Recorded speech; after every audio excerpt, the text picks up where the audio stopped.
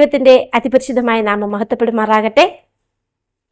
കണ്ണീരു വീണാലും ഒപ്പിയെടുത്ത് തുരുത്തിയിലാക്കുന്ന നാഥനുണ്ട്. തുരുത്തി നിറയുമ്പോൾ അളന്നെടുത്ത് അനുഗ്രഹമേകുന്നോരേശുവുണ്ട്. തുരുത്തി നിറയുമ്പോൾ അളന്നെടുത്ത് അനുഗ്രഹമേകുന്നോരേശുവുണ്ട്. ആമേൻ. ദൈവത്തിന് സ്തോത്രം.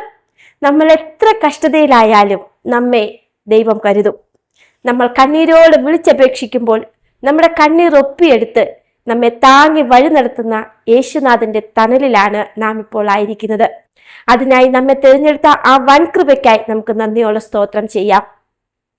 ഏവർക്കും ക്രിസ്തുനാമത്തിൽ സ്നേഹവന്ദനം. പതിവ് പോലെ തന്നെ ഇന്നത്തെ പ്രഭാതവന്ദനത്തിനുള്ള ചിന്താവിഷയം 4 എബ്രായരുടെ മാതൃക പിന്തുടരുക എന്നതാണ്.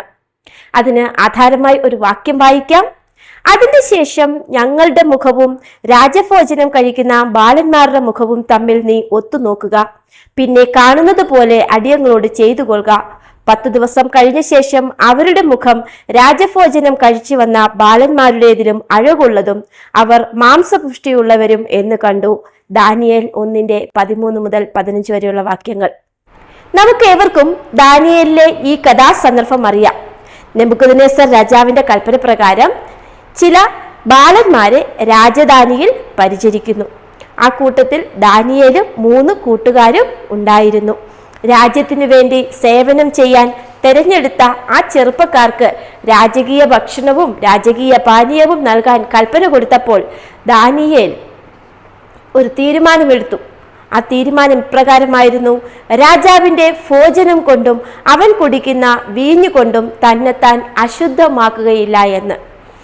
ഈ ദാനിയേലിനെയും കൂട്ടുകാരെയും നോക്കാൻ ഏൽപ്പിച്ച ഷണ്ഡാധിപൻ രാജാവിനെ ഭയപ്പെട്ട് എനിക്ക് രാജാവ് അപകടം വരുത്തുമെന്ന് ദാനിയേലിനോട് പറഞ്ഞപ്പോൾ ദാനിയേൽ പറഞ്ഞ മറുപടി: ഞങ്ങൾക്ക് തിന്മാൻ ശാഖപദാർത്ഥവും കുടിപ്പാൻ പച്ചവെള്ളവും തന്നിട്ട് 10 ദിവസം പരീക്ഷിച്ചു നോക്കിക്കൊള്ളൂ എന്നാണ്.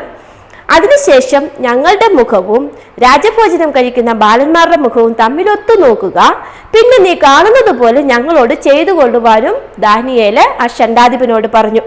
അപ്രകാരം ശാഖപദാർത്ഥവും പച്ചവെള്ളവും കൊടുത്ത് ആ 10 ദിവസം ഈ ഷണ്ഡാധിപൻ അവരെ പരീക്ഷിച്ചു.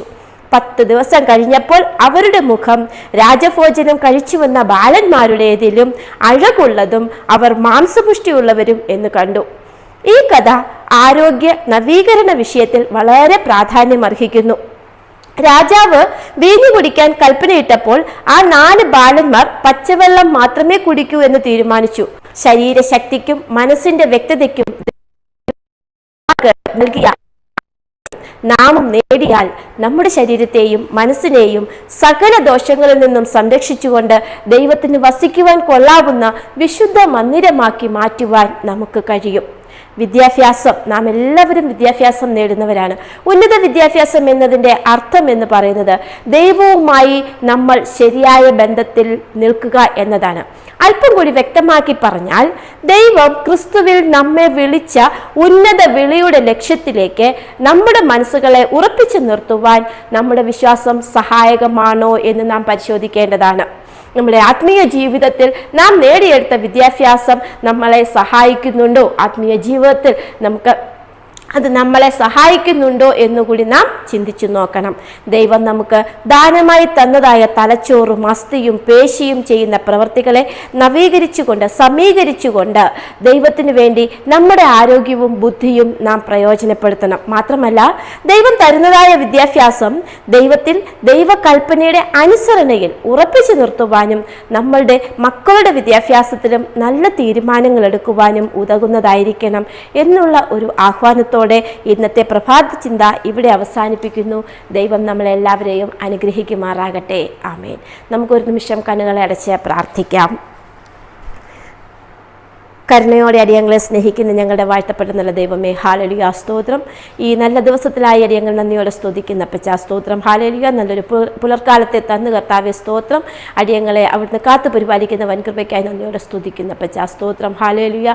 അടിയങ്ങൾ ഇന്ന് കേട്ടതായ പ്രഭാത ചിന്ത കർത്താവേ സ്തോത്രം അടിയങ്ങളുടെ ജീവിതത്തിലും പ്രാവർത്തികമാക്കുവാൻ അവിടുന്ന് സഹായിക്കണമെന്ന് പ്രാർത്ഥിക്കുന്നു. ശരീരത്തിനെ ദുരുപയോഗം ചെയ്യുന്ന രീതിയിലുള്ള ഭക്ഷണ പദാർത്ഥങ്ങളോ പാനീയ പദാർത്ഥങ്ങളോ ഒന്നും അടിയങ്ങൾക്ക് ഹല്ലേലൂയ സ്തോത്രം കുടിപ്പാനും കഴിപ്പാനും ഇടവരുതെന്ന് പ്രാർത്ഥിക്കുന്ന അപ്പച്ചാ സ്തോത്രം. അങ്ങ് വസിക്കുന്ന മന്ദിരമായി ഞങ്ങളുടെ ശരീരങ്ങളെ കാത്തു സൂക്ഷിക്കുവാൻ അടിയങ്ങളെ സഹായിക്കണമെന്ന് പ്രാർത്ഥിക്കുന്നു. ഇന്നേ ദിവസം കർത്താവേ സ്തോത്രം. ഹല്ലേലൂയ. പലവിധ ജോലികൾക്കായി തിരിച്ചിരിക്കുന്ന മക്കളെ ഓർത്ത് പ്രാർത്ഥിക്കുന്ന അപ്പച്ചാ സ്തോത്രം. ഹല്ലേലൂയ. സ്വർഗ്ഗസ്ഥ പിതാവേ, രോഗത്തിലായിരിക്കുന്നവർക്ക് വേണ്ടി പ്രാർത്ഥിക്കുന്ന അപ്പച്ചാ, പലവിധ പ്രയാസത്തിലായിരിക്കുന്നവർക്ക് വേണ്ടി പ്രാർത്ഥിക്കുന്ന അപ്പച്ചാ സ്തോത്രം. ജന്മദിനം ആഘോഷിക്കുന്നവർക്ക് വേണ്ടി പ്രാർത്ഥിക്കുന്ന അപ്പച്ചാ, എല്ലാവരെയും ഞങ്ങളുടെ കരങ്ങളിലേക്ക് താഴ്ത്തി സമർപ്പിക്കുന്ന അപ്പച്ചാ സ്തോത്രം. ഹല്ലേലൂയ. രോഗികളായിട്ട് ആരെങ്കിലും ഭാരപ്പെടുന്നുവെങ്കിൽ, മനോഭാരത്താൽ ആരെങ്കിലും ഭാരപ്പെടുന്നുവെങ്കിൽ കർത്താവേ സ്തോത്രം അവിടുന്ന് സന്ദർശിക്കണമെന്ന് പ്രാർത്ഥിക്കുന്ന അപ്പച്ചാ സ്തോത്രം. നല്ല വൈദ്യനായി അവിടുന്ന് ആശ്വാസമേകണമെന്ന് പ്രാർത്ഥിക്കുന്ന അപ്പച്ചാ സ്തോത്രം. കൊച്ചുകുട്ടികളെ അങ്ങയുടെ കരങ്ങളിലേക്ക് താഴ്ത്തി സമർപ്പിക്കുന്നു. വൃദ്ധരായവരെ അങ്ങയുടെ കരങ്ങളിലേക്ക് താഴ്ത്തി സമർപ്പിക്കുന്നു. മാതാപിതാക്കളെയും യുവാക്കളെയും യുവതികളെയും ഒക്കെയും അങ്ങയുടെ കരങ്ങളിലേക്ക് താഴ്ത്തി സമർപ്പിക്കുന്നു. എല്ലാവരെയും അവിടുന്ന് പരിപാലിക്കണമെന്ന് പ്രാർത്ഥിക്കുന്നു. സകലവും ഞങ്ങൾക്കായി ജീവൻ വെടിഞ്ഞ യേശു ക്രിസ്തുവിൻ്റെ വിലയേറിയ നാമത്തിൽ തന്നെ ആമേൻ. എല്ലാവർക്കും ഒരു ശുഭദിനം നേരുന്നു. ദൈവം എല്ലാവരെയും ഇന്നത്തെ ദിവസം കാത്തു പരിപാലിച്ച് അനുഗ്രഹിക്കുമാറാകട്ടെ. ആമേൻ.